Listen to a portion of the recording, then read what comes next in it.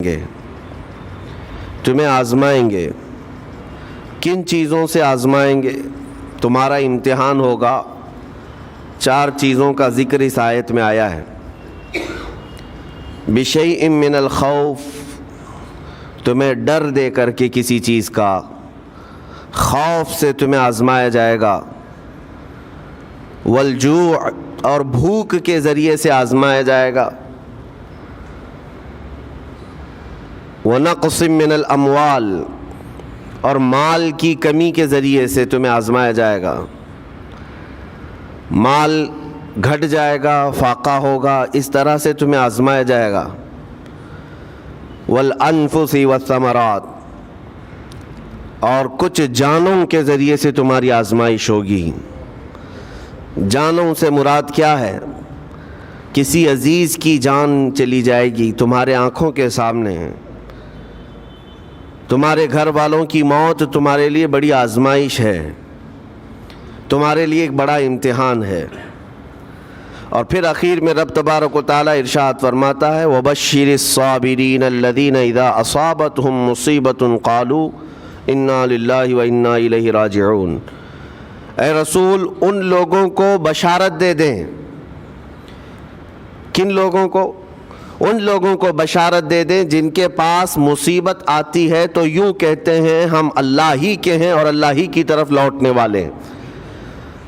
مصیبتوں کے وقت جنہوں نے کہا انا للہ و انا الیہ راجعون، رب تعالیٰ فرماتا ہے رسول انہیں بشارت دے دیجیے۔ کس بات کی بشارت؟ کس بات کی خوشخبری؟ اولئک علیہم صلوات من ربہم ورحمہ واولئک هم المہتدون۔ اللہ فرماتا ہے یہ وہ لوگ ہیں جن پر ہمیشہ اللہ کی رحمتیں اترتی ہیں۔ جنہوں نے انا للہ و انا الیہ راجعون کہا، یہ وہ لوگ ہیں جن پر اللہ تبارک و تعالیٰ کی طرف سے ہر وقت رحمتیں اترتی ہیں، اور یہی لوگ ہدایت پائے ہوئے ہیں، یہی لوگ ہدایت والے لوگ ہیں۔ اس پوری آیت کے اعتبار سے اگر میں آپ کو بتاؤں تو پتہ یہ چلے گا، رزلٹ اس کا یہ ہے کہ مصیبتوں کے وقت صبر کرنا یہ ہدایت ہے۔ ہدایت، اگر آپ ہدایت پر ہیں یا نہیں یہ دیکھنے کے لیے مصیبتوں کے وقت ہی آپ کو دیکھا جائے گا۔ گھر میں کسی کا انتقال ہو جائے اور پھر دیکھا جائے گا کہ تمہاری زبان سے الفاظ کیا کیا نکلتے ہیں، تم شکایتیں کن کن باتوں کی کرتے ہو، پھر دیکھا جائے گا ہدایت پر ہو یا گمراہ ہو۔ ایک روایت میں یہ بھی ہے کہ جب کسی کے بچے کا یا کسی کے بھائی کا یا باپ کا انتقال ہوتا ہے گھر میں، تو جنازہ اٹھانے سے پہلے ہی وہاں ایک فرشتہ آتا ہے۔ وہ فرشتہ گھر والوں کا معائنہ کر رہا ہوتا ہے کہ کون کون کیا کیا کہہ رہا ہے۔ رب ذوالجلال ہر چیز کی خبر رکھتا ہے، لیکن فرشتوں کو اسباب بنایا گیا ہے اور گواہ بنانے کے لیے انہیں یہ ڈیوٹی دی جاتی ہے۔ ہر ایک کی زبان سے نکلے ہوئے الفاظ وہ سنتا ہے اور جا کر کے رب تعالیٰ کی بارگاہ میں عرض کرتا ہے۔ اللہ تعالیٰ پوچھتا ہے کہ میں نے فلاں کے گھر سے ایک جان لے لی، ان کا عزیز بیٹا چلا گیا، بھائی چلا گیا، ماں چلی گئی، وہ لوگ میرے بارے میں کیا کہہ رہے تھے؟ فرشتہ کہتا ہے اے رب ذوالجلال، ان لوگوں کے زبان پر شکر کے الفاظ تھے، وَإِنَّا لِلَّهِ وَإِنَّا إِلَيْهِ راجعون کہہ رہے تھے، اور وہ صبر کر رہے تھے۔ میں نے گھر والوں کے سب حالات دیکھے۔ اللہ تعالیٰ فرماتا ہے اے میرے فرشتے تو گواہ رہنا، میں نے ان سے جو چیز لیا ہے اس سے کئی گنا زیادہ نعمت انہیں عطا کروں گا، اس سے بہتر نسل انہیں دی جائے گی، اور ان کے غم آج جتنے ہیں اس سے کئی گنا زیادہ خوشیاں میں انہیں جنت کی عطا کروں گا، جنہوں نے میری دی ہوئی مصیبت پر صبر کیا۔ اور کوئی گھر ایسا ہوگا جس گھر سے فرشتہ جا کر کہے گا کہ مولا اس گھر والے تو بے قابو تھے، جو منہ میں آیا بکے جا رہے تھے، وہ تو یوں کہہ رہے تھے کہ اللہ کو کیا ہمارا ہی گھر ملا، ہمارا ہی بچہ جانے کو تھا، ہمارے ہی گھر میں یہ آفت آنے کو تھی۔ اس طرح کے الفاظ وہ کہہ رہے تھے اور رب تبارک و تعالیٰ کو ظالم کہہ رہے تھے۔ اللہ تبارک و تعالیٰ اپنے جلال کا اظہار فرماتا ہے، ارشاد فرماتا ہے فرشتے کو، اے فرشتے تو گواہ رہنا، انہوں نے میرے بارے میں جیسا گمان کیا اب میں ان کے ساتھ ویسا ہی سلوک کروں گا۔ اللہ تبارک و تعالیٰ کے ساتھ یہ گمان جس طرح بندہ کرے گا اللہ تعالیٰ اس کے ساتھ اسی طرح کا سلوک فرمائے گا۔ اس کو ارحم الراحمین ہی تصور کرو۔ ہمیشہ رب تبارک و تعالیٰ مہربان ہے اور مہربان ہی اس کی طرف گمان کرنا بھی چاہیے مومن کو۔ انشاءاللہ العزیز مہربانی ہوگی، اور بلکہ دلوں کا قرار اور سکون بھی رب تعالیٰ ہی عطا کرتا ہے۔ اے میرے عزیزو، یہ تمہیدی باتوں کے بعد میں اب عرض کرنا چاہتا ہوں، محرم الحرام کے مہینے میں کربلا کے واقعات سنتے ہی رہتے ہیں۔ میرے عزیزو، ہم بچپن سے لے کر اب تک ہر سال کربلا میں ہونے والے عظیم حادثے کو سنتے بھی آ رہے ہیں۔ 14 صدیوں گزر جانے کے بعد بھی اس واقعے کو یاد کرتے ہیں تو آنکھیں بھیگ جاتی ہیں۔ اس میدان میں، وہاں کے ریگزاروں میں رسول کریم صلی اللہ تعالیٰ علیہ وسلم کے اہل بیت کا جو امتحان تھا وہ کتنا سخت تھا، کتنا کٹھن تھا۔ کسی ایک کے ساتھ کوئی معاملہ ہو جائے تو سمجھ میں آئے، امام عالی مقام سید الشہداء امام حسین رضی اللہ تعالیٰ عنہ کو کتنا بڑا امتحان دینا پڑا ہوگا۔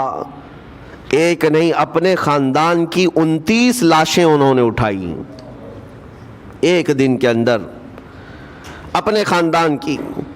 پھر دوسرے ان کے اصحاب اور رسول اللہ کے صحابہ بھی اس میں موجود ہیں، اور دوسروں کے بچے بھی اس میں موجود ہیں۔ کل ملا کر 72 لوگوں کی وہاں پر جانیں گئی ہیں، شہادت کا جام انہوں نے نوش کیا ہے، لیکن ہر گھڑی امام حسین ہر موت کو دیکھتے رہے۔ آج کبھی تصور کرنا، ہمارے گھر میں کسی ایک فرد کا انتقال ہو جائے تو گھر پورا عجیب سا ہو جاتا ہے، پورے گھر کا سکون غارت ختم ہو جاتا ہے۔ ہم میں سے کوئی کھانا پینا نہیں چاہتا ہمارے باپ کا انتقال ہو، یا بیٹے کا انتقال ہو، یا بھائی یا ماں کا انتقال ہو۔ لیکن امام حسین کی وہ بات مجھے یاد آتی ہے جب اپنے جوان بیٹے علی اکبر کی لاش پر گھوڑے دوڑتے ہوئے بھی دیکھ رہے تھے۔ اپنے سگے بھتیجے امام قاسم کا سر الگ کر دیا تھا یزیدیوں نے، اور اس سر کو اپنی گود میں رکھ کر کے بیٹھے ہوئے تھے۔ اپنے سگے بھائی حضرت عباس علمبردار کے، ان کے آنکھوں کے سامنے دونوں ہاتھ کاٹے گئے تھے، اور حضرت عباس کے سینے میں نیزہ مار کر کے انہیں گرایا گیا تھا۔ اتنا ہی نہیں میرے عزیزو، امام حسین اس خونی منظر کو اپنی آنکھوں سے دیکھیں جب 6 ماہ کے علی اصغر کو لے کر پانی طلب کرنے گئے تھے تو یزیدیوں نے گلے پر تیر ایسا لگایا تھا کہ خون کا فوارہ مولا حسین کے چہرے پر آ کر لگ گیا۔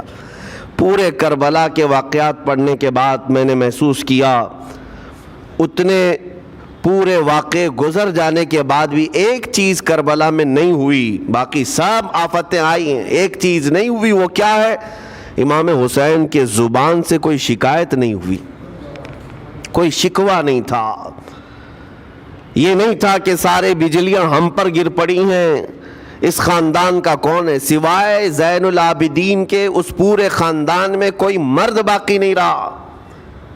پورے خاندان کے بچوں کو، ان کے بڑے مردوں کو، سب کو وہاں پر شہید کر دیا گیا تھا۔ میں عرض تو کر رہا ہوں، ایک خاندان کے ان پڑی ہوں، وہ کیسا منظر ہے۔ ایک تو میں امام حسین کے صبر کو دیکھتا ہوں۔ اللہ تعالیٰ نے فرمایا آیت کریمہ میں کہ ہم تمہیں آزمائیں گے، آزمائش کریں گے کچھ جانیں لے کر کے، لیکن میں سمجھتا ہوں اتنی بڑی آزمائش کہ ایک ہی دن میں ایک ہی خاندان سے 29 لوگوں کی جانیں گئی ہو، اس سے بڑی آزمائش ہوگی؟ یہ کتنی بڑی آزمائش ہے اور کتنا بڑا امتحان ہے۔ اب یہ بھی میں آپ کو بتا دوں کہ کس کے ساتھ کیسی آزمائش ہوتی ہے، کس کے ساتھ کیسا امتحان ہوتا ہے۔ آپ کو سردی بخار دے کر کے آزمایا جاتا ہے، کسی اور کو کچھ اور بیماریاں دے کر، یا کسی اور کو کسی اور مصیبت کے ذریعے سے۔ لیکن یہ آزمائش کی جو کیٹیگری ہے وہ کیسے طے ہوتی ہے پتہ ہوں؟ میرے آقا صلی اللہ تعالیٰ علیہ وسلم نے فرمایا جس کا ایمان جتنا بلند ہوگا ویسی ہی آزمائش آئے گی۔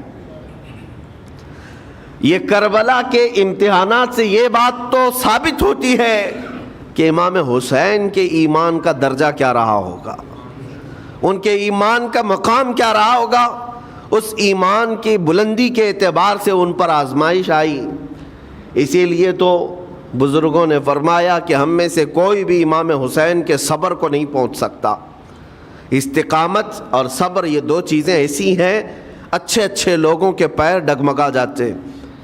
استقامت کا مطلب ہے ڈٹے ہوئے رہنا حق پر، اور یہ سب کو نہیں مل پاتا، یہ خصوصیت سب کو حاصل نہیں ہوتی۔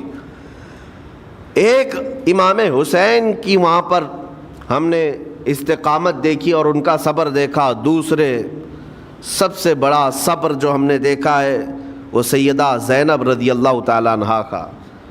وہ خاتون امام حسین کی سگی بہن ہے، سیدہ فاطمۃ الزہرا کی بیٹی ہیں، حیدر کرار کی نور نظر میرے آقا صلی اللہ علیہ وسلم کی گود میں کھیلی ہوئی ہیں۔ سیدہ زینب سلام اللہ علیہا جب وہ کربلا کے میدان میں موجود تھیں، ان کی عمر مبارک بھی تقریباً 55 سال کے قریب تھی۔ 55 سال کی اگر خاتون میدان میں یہ تمام خونی مناظر دیکھ رہی ہو، ہماری عورتوں کو آپ جانتے ہیں کہ ایک چھوٹی سی مصیبت پر واویلا مچاتی ہیں، اور سیدہ زینب وہ ہیں جن کے خود سگے شہزادے اون اور محمد ان کی آنکھوں کے سامنے مارے گئے تھے اور ٹکڑے کیے گئے تھے۔ سیدہ زینب سلام اللہ علیہا اس پر بھی خاموش رہی۔ لیکن اندازہ کرو جب سارے شہید ہو گئے تھے، امام حسین اپنے خیمے سے نکلنے کو تھے، جب کربلا کے میدان میں خود گھوڑے پر سوار ہونے کو تھے، جانتے ہیں یہ منظر کیسا رہا ہوگا۔ عورتیں تو ماتم کرتی ہیں ایسے حالات میں، لیکن وہ اہل بیت کی عورتیں تھیں۔ سیدہ زینب خود کھڑی ہوئیں اور اپنے خیمے میں امام حسین کو لے گئیں۔ ایک صندوق تھا پرانا، اس کو کھول کر کے اس میں سے ایک جبہ نکالا اور کہا میری ماں نے مجھے یہ وصیت کی تھی کہ جب حسین میدان میں اترنے کی اس کی باری آئے تو اس دن ہو سکتا ہے وہ مجھے یاد کرے۔ زینب اگر تو اس دن باقی رہے، تو اس دن زندہ رہے تو اپنے ہاتھوں سے یہ حسین کو جبہ پہنانا۔ سیدہ زینب سلام اللہ علیہا انہوں نے خود اپنے ہاتھوں سے امام حسین کو یہ لباس پہنایا۔ کیا اس مقام پر کوئی اتنی طاقت رکھتا ہے کہ پورا گھر لٹ گیا ہو اور اپنے سگے بھائی کو جبہ پہنا کر کسی شادی میں نہیں، پھر جنگ کے میدان میں اتار رہے ہو؟ اس خاتون کے استقامت پر لاکھوں سلام۔ سیدہ زینب سلام اللہ علیہا وہ معمولی خاتون نہیں ہے، صبر کا پہاڑ تھیں۔ میں آپ کو بتاؤں، مصیبت کے وقت ایک بار کسی کا قتل ہو جائے تو وہ ایک موت ہے، لیکن یہاں پر کربلا کے میدان میں سیدہ زینب جتنی موتیں دیکھ رہی تھی، ہر موت پر ایک موت کی تکلیف ہے، ہر موت پر ایک موت کی تکلیف، لیکن وہ صابرہ و شاکرہ رہیں۔ پوری تاریخ میں ڈھونڈ کر کے آپ نکالیں، کہیں پر بھی سیدہ زینب نے نہ اپنے بال نوچے، نہ کپڑے پھاڑے، نہ چہرے پر ہاتھ مارا، بلکہ ایسا صبر کا دامن پکڑی رہیں کہ پوری زندگی بھر انہوں نے صبر کی تلقین کی تمام خواتین کو۔ گھر لٹانا، گھر کٹانا، سر کٹانا کوئی تم سے سیکھ جائے، جان عالم ہو فدا اے خاندان اہل بیت۔ امام زمن فاضل بریلوی رحمۃ اللہ علیہ نے فرمایا ہے، سر کٹانا، گھر لٹانا کوئی تم سے سیکھ جائے، جان عالم ہو فدا اے خاندان اہل بیت۔ عزیزان گرامی وقار، یہاں پر ان حالات کے بعد میں آپ کو ایک بات ضرور کہنا چاہوں گا۔ مصیبتیں ہمارے گھر بھی آتی ہیں، آفتیں، تکلیفیں ہمارے گھر بھی آتی ہیں، لیکن کیا ہم ان مصیبتوں کا سامنا کرتے ہیں، استقبال کرتے؟ نبی اکرم صلی اللہ تعالیٰ علیہ وسلم نے تو ارشاد فرمایا، مومن کو جب مصیبت آتی ہے تو اس کے لیے وہ نعمت ہے، دو چیزوں میں سے ایک چیز ہوگی اس کے ساتھ، اگر بخار بھی آئے، میرے آقا فرماتے ہیں اگر بخار بھی آیا ہے تو دو باتوں میں سے ایک بات ہوگی اس کے ساتھ، یا تو رب تبارک و تعالیٰ اس کے گناہ معاف کرے گا یا تو اس کے درجے کو بلند کرے گا۔ مصیبت اگر آئے تو ایک بات یاد رکھنا، رب تبارک و تعالیٰ اپنے محبوب بندوں کو، پسندیدہ بندوں کو آزمائش میں ڈالتا ہے، ورنہ جو لوگ یہ سمجھتے ہیں کبھی طبیعت خراب ہی نہیں ہونا چاہیے تو فرعون بن جاتے ہیں ایسے لوگ۔ فرعون کو 90 سال تک نہ کبھی سردی آئی نہ بخار، کبھی کوئی بیماری نہیں، اور جب بندہ کبھی بیمار نہیں ہوتا تو اپنے آپ کو خدا تصور کرنے لگ جاتا ہے، میں تو دنیا کا سب سے مضبوط آدمی ہوں، مجھے کچھ نہیں ہوتا۔ لیکن مصیبتیں دے کر کے رب تبارک و تعالیٰ تمہیں تمہاری حقیقت بھی بتاتا ہے، اور انسان کو انسان کی لمٹ میں رہنا سکھایا جاتا ہے۔ تمہاری حیثیت صرف اتنی ہے کہ اگر نس رک گئی، دل کی دھڑکنیں ایک آن کے لیے اگر رک گئی تو سب ختم ہے۔ اس لیے تمہیں رب تبارک و تعالیٰ کے حضور جانا ہی ہے، تو صبر بھی سیکھو اور شکر بھی سیکھو۔ آج مصیبتیں اور آفتیں آتی ہیں تو واویلا کرنے والوں کے لیے میرا میسج ہے، اللہ تبارک و تعالیٰ تمہاری ہر بات کو دیکھ رہا ہے۔ تمہارے چیخنے سے، چلانے سے، تمہاری شکایت کرنے سے گئے ہوئے آدمی کی جان واپس تو نہیں آنی ہے۔ تمہارا عزیز ترین بھائی مر گیا، تم جس سے سب سے زیادہ پیار کرتے تھے وہ بیٹا انتقال کر گیا، مجھے بتاؤ تم 10 لوگوں میں چیخو گے، چلاؤ گے، رب تعالیٰ کے حضور بری بری باتیں بھی کرو گے تو کیا وہ گئی ہوئی جان واپس آ سکتی ہے؟ میرے عزیزو، یہ وہ حکومت نہیں ہے کہ تمہارا احتجاج کرنے پر قانون واپس لے لیا جائے۔ تمہارے سب مل کر کے پروٹیسٹ کرنے سے حکومتیں اپنے فیصلے واپس لے سکتی ہیں، لیکن وہ رب ذوالجلال شہنشاہ اعظم کا قانون ہے۔ وہاں نبیوں کی بھی جو روح لی گئی، وہاں پر اللہ تبارک و تعالیٰ نے اپنے محبوب نبیوں کی بھی روح کو قبض کرنے کا حکم دیا، تو کیا سب کے غم منانے سے وہ روحیں واپس کرنے کا فیصلہ کیا گیا ہے؟ نہیں میرے عزیزو، اس عالم میں، اس کائنات میں پھر کوئی ہمارے رونے چیخنے چلانے سے واپس نہیں آتا۔ ہاں غم کرنا اپنی جگہ پر ہے، لیکن غم کا شرعی طریقہ کیا ہے؟ میرے آقا صلی اللہ تعالیٰ علیہ وسلم نے بھی غم فرمایا۔ آپ کے عزیز بیٹے سیدنا ابراہیم جب انتقال کر گئے، میرے آقا کی آنکھوں میں آنسو تھے۔ حضور پاک صلی اللہ تعالیٰ علیہ وسلم کی آنکھوں کے سامنے سیدہ خدیجۃ الکبریٰ کا انتقال ہوا، حضور غمگین تھے۔ لیکن غم کا مطلب کبھی یہ نہیں ہوتا کہ اللہ کی بارگاہ میں شکایت کریں، تو نے میرے ساتھ ایسا کیوں کیا؟ یعنی تم حکم دو گے، رب تبارک و تعالیٰ کو تم مشورہ دو گے کہ کس کے ساتھ کیا کرنا ہے۔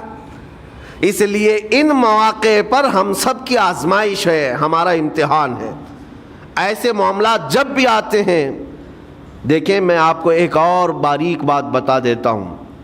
یہ ہم آج تقریر کر رہے ہیں، ہو سکتا ہے آپ بھی سن رہے ہیں اور اچھی طرح سمجھ رہے ہیں، لیکن خود کے گھر پر جب آ جائے تو تقریر بھی یاد نہیں رہتی، نصیحت بھی یاد نہیں رہتی، غم کا غلبہ زیادہ ہو جاتا ہے۔ ایسے اوقات میں حکم کیا ہے مومنین کو؟ میرے گھر پر، میں جانتا ہوں غموں کے وقت صبر کرنا چاہیے، پھر بھی اگر میرے گھر میں آ گئی مصیبت تو مومنین کے لیے حکم یہ ہے کہ تم نے اب تک جو سنا تھا حدیثیں وغیرہ اس کو یاد دلاؤ، یعنی مجھے یاد دلاؤ۔ یہ مت سوچو کہ مولانا صاحب ہیں، مفتی صاحب ہیں، امام صاحب ہیں، ان کو تو سب معلوم ہوگا۔ غم کا غلبہ جب آ جاتا ہے تو اچھے اچھوں کو یاد نہیں رہتا۔ مومنین کو کہا گیا ہے کہ وہ یاد دہانی کریں، جائیں غموں کے وقت ان کی حالت دریافت کریں اور انہیں صبر کی تلقین کریں۔ ہر ایک کے لیے ضروری ہے، یہ سوچ کر کے پیچھے نہیں ہٹا جائے گا کہ یہ تو بہت جانکار لوگ ہیں، یہ بہت پڑھے لکھے لوگ ہیں، ان کو تو سب پتہ ہے۔ نہیں، بلکہ حکم یہ ہے کہ جس کے ساتھ بھی مصیبت آئے، مومنین، دوسرے مومنین اسے صبر کی تلقین کریں، اسے جا کر کے حوصلہ دیں اور اسے تسلی دیں۔ اب میں آتا ہوں ان باتوں کی طرف جو لوگ مصیبتوں کو برا سمجھتے ہیں، ایک صحابی تھے، ان کی شادی ہو گئی ایک صحابیہ سے، نکاح ہوا تھا مدینے میں، سال بھر خوشحالی سے گزرتے رہے، بہت اچھے دن گزرے۔ سال ختم ہونے کو تھا کہ خاتون جو ہے لڑائی کرنا شروع کر دیتی، کہتی ہے مجھے تمہارے ساتھ رہنا نہیں، مجھے طلاق چاہیے، ڈائریکٹ طلاق۔ تو اس صحابی نے کہا ہوا کیا؟ وہ صحابیہ کہتی تھی نہیں مجھے تمہارے ساتھ رہنا نہیں۔ اس صحابی نے کہا ٹھیک ہے اگر ایسا ہی ہے تو حضور پاک صلی اللہ علیہ وسلم کے پاس چلتے ہیں، وہاں جا کر فیصلہ کرا لیں گے۔ تو وہ صحابیہ مان گئیں، کہا چلو چلتے ہیں۔ تو دونوں چلے جا رہے تھے اپنے گھر سے، حضور پاک صلی اللہ علیہ وسلم کے دربار میں فیصلہ کروانا ہے۔ چلتے وقت راستے میں ایک پتھر سے ٹھوکر لگ گئی اس صحابی کو، اور اتنی تیز ٹھوکر لگی کہ ان کا ناخن اکھڑ گیا۔ اب وہ ان کی خاتون جو بیوی صحابیاں ہیں وہ فوراً اپنے دوپٹے کا کپڑا پھاڑ کر کے انگلی کو باندھتی ہیں اور خون روکتی ہیں، اور اس کے بعد کہتی ہیں چلو واپس گھر چلتے ہیں۔ گھر واپس آنے کے بعد وہ کہتی مجھے طلاق نہیں چاہیے، ساتھ میں رہوں گی۔ کہا عورتوں کا موڈ، عورتوں کا اس طرح کا فیصلہ کیا بات ہے؟ وہ صحابیہ کہتی ہے میں نے سنا ہے کہ جب کبھی کوئی بندہ بیمار نہیں ہوتا تو اللہ اسے پسند نہیں کرتا۔ میں نے جب سے تم سے شادی کی ہے سال بھر ہو گئے، ایک بار بھی تم کو بیمار ہوتے نہیں دیکھا۔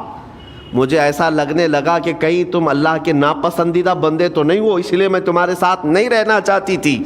اب جب راستے میں ٹھوکر لگ کر ناخن اکھڑ گیا تو مجھے احساس ہوا کہ اللہ تجھے بھی پسند کرتا، میں تیرے ساتھ رہنے کو تیار ہوں۔ وہ صحابیہ تھیں۔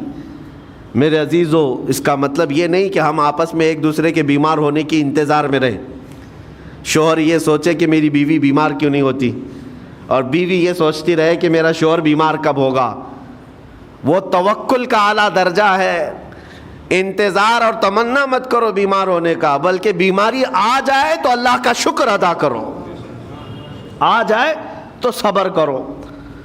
عزیزان گرامی وقار، ہم آج امام حسین اور ان کے رفقائے گرامی رضوان اللہ علیہم اجمعین کو یاد کرتے ہیں تو صرف رونے کے لیے نہیں یا صرف غم منانے کے لیے نہیں، بلکہ داستان کربلا سنانے کا ایک عظیم مقصد یہ ہوتا ہے کہ نوجوانوں کے اندر بلکہ بوڑھے اور بچوں کے اندر بھی ایمانی جذبہ ایسا آ جائے کہ وہ ہر مصیبت پر ڈٹ کر کھڑے ہو سکیں، ہر یزیدی کا مقابلہ کر سکیں۔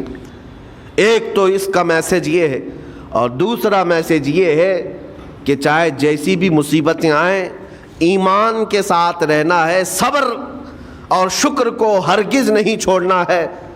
مصیبتیں ہمارے پاس اب اتنی بڑی تو نہیں آتی کہ ایک خاندان کے ہی اتنے لوگوں کو کاٹ دیا جائے، ایسی مصیبتیں تو نہیں آئی۔ اب جو کچھ بھی آتی ہیں ہمارے ساتھ وہ مال کی کمی کی، کبھی دکان میں دھندا نہیں چلتا، کبھی بچے کسی کو نہیں ہو رہے ہیں، یا پھر گھر میں کوئی بیمار ہے، کوئی مستقل بیماری آ گئی ہے، یہی تو مصیبتیں ہیں۔ مومن کے لیے یہ قید خانہ ہے، زیادہ آسائش اور آرام کی فکر نہ کرو۔ یہ دنیا مومن کے لیے قید خانہ ہے۔ اسی لیے شاعر نے کیا خوب کہا، جب کسی کا انتقال ہوتا ہے، ایک سچے مومن کا انتقال ہوتا ہے، تو لوگ کہتے فلاں مر گیا، فلاں مر گیا، تو ایک شاعر نے بہت اچھے انداز سے کہا ہے کہ کون کہتا ہے کہ مومن مر گیا؟ جو سچا مومن ہے اس کے لیے کہہ رہا ہوں۔ وہ شاعر نے کہا کون کہتا ہے کہ مومن مر گیا؟ قید سے چھوٹا وہ اپنے گھر گیا۔ حقیقت تو یہ، قید سے چھوٹا وہ اپنے گھر گیا۔ یہاں دنیا میں زیادہ آسائش، زیادہ آرام کی طلب انسان کو مغرور بنا دیتی ہے، تکبر والا بنا دیتی ہے، گھمنڈی بنا دیتی ہے، اور اللہ تبارک و تعالیٰ کی بارگاہ میں ہمیشہ سر بسجود رہنے والا وہ بندہ ہے جو مصیبتوں میں گھرا رہتا ہے۔ کچھ نہ کچھ مصیبتیں ایسی ہیں جو تمہیں مسجد تک لاتی ہیں، قرآن تک لاتی ہیں، تسبیح تک لاتی ہیں، اور کوئی مصیبت نہ ہو، کوئی تکلیف نہ ہو تو پھر جلدی بندہ اللہ کو بھی یاد نہیں کرتا۔ اسی لیے رب تبارک و تعالیٰ کی بارگاہ میں کچھ فرشتے ایسے ہیں، جب تم رو رو کر کے دعائیں کرتے ہو پھر یہ کہتے ہو میری دعا ہی نہیں قبول ہوتی، مولانا آپ کیجئے، میں تو کب سے کی دعا مانگ رہا ہوں، میری تو دعا ہوتی ہی نہیں، اور آپ کہتے ہیں اللہ تعالیٰ بہت جلدی دعا قبول کرتا ہے۔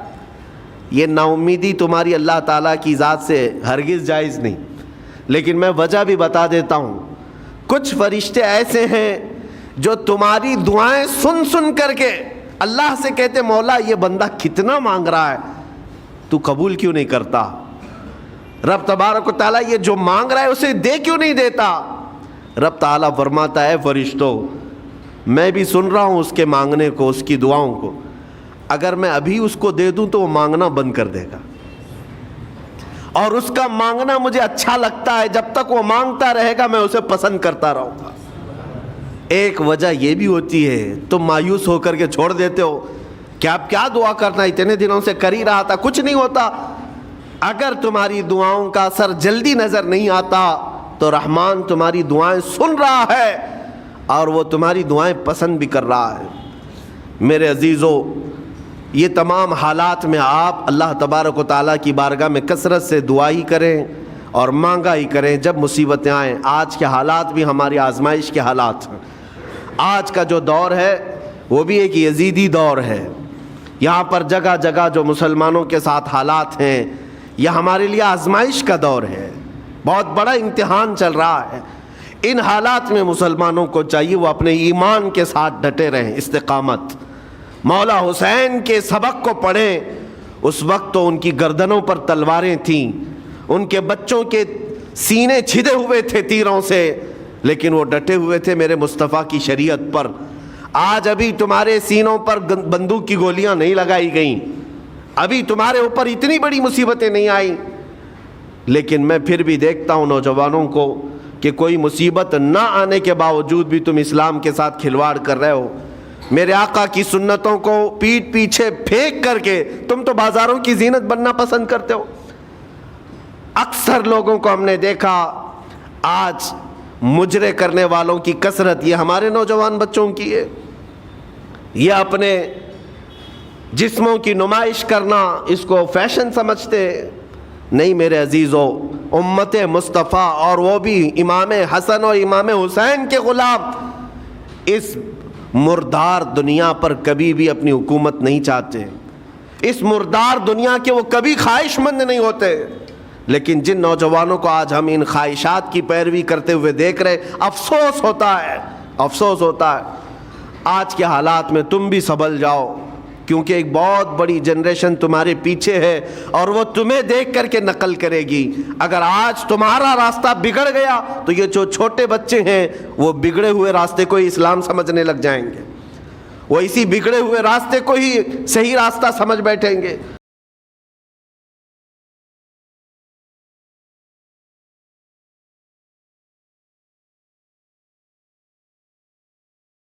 اسی لیے آج نوجوانوں کی کثرت میرے آقا صلی اللہ تعالیٰ علیہ وسلم کے عاشقوں کی ہونا چاہیے، اور ان سخت ترین حالات کا مقابلہ باڈی بلڈر نہیں کر سکتا۔ میں آپ کو بتا دوں، ان ظالم یزیدیوں کا مقابلہ کاجو بادام کھانے والا نہیں کر سکتا۔ ہاں، ان حالات کا مقابلہ کرنے کے لیے جسمانی طاقت کی ضرورت نہیں، ان بڑے سے بڑے سخت ترین حالات کا مقابلہ وہ نوجوان کر سکتا ہے جس کے سینے میں عشق مصطفیٰ ہو، مولا حسین کے نقش قدم پر چلنے کا عزم رکھتا ہو، پھر چاہے وہ لاغر ہی کیوں نہ ہو، نحیف و ناتما ہی کیوں نہ ہو، کمزور ہی کیوں نہ ہو۔